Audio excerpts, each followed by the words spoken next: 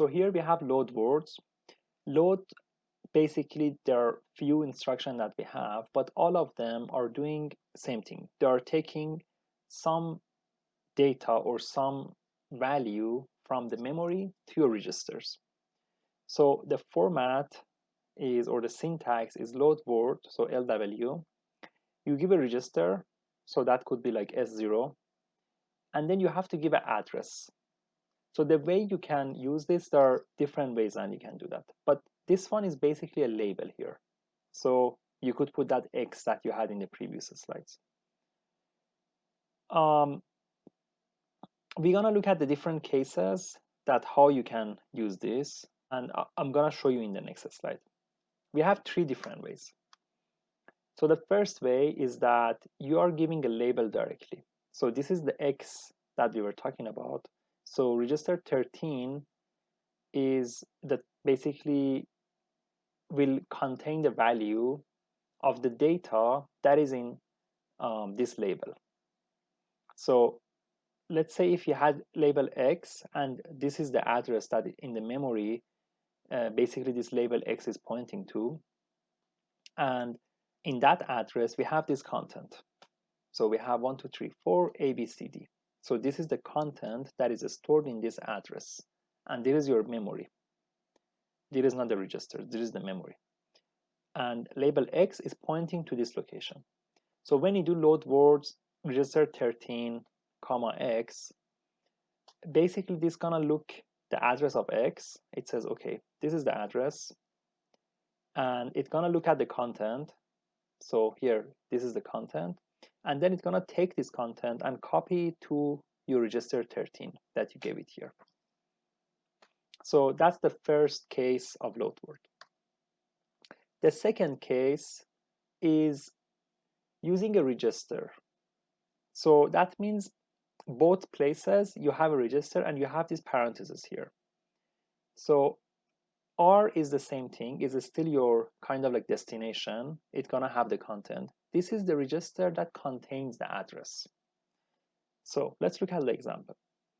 If we have register 13, so load word register 13, comma register 23. Register 23, we are seeing down here that it has the content of 1001 0000. So what we see down here. And yeah, it's hiding. I cannot point to it. So here, that is the address that register 13 is pointing to.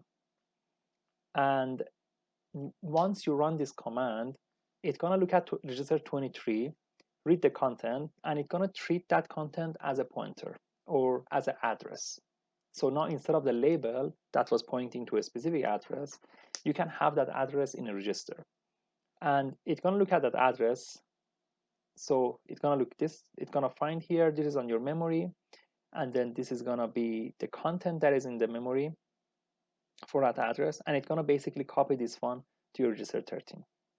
So this is the second case, using register to represent that address. So basically using the register as a pointer instead of the label. So so RB is actually a pointer. Case 3 is very similar, except that we have a constant K here. So you still are doing your R, the first one, as your destination. That's gonna hold the content.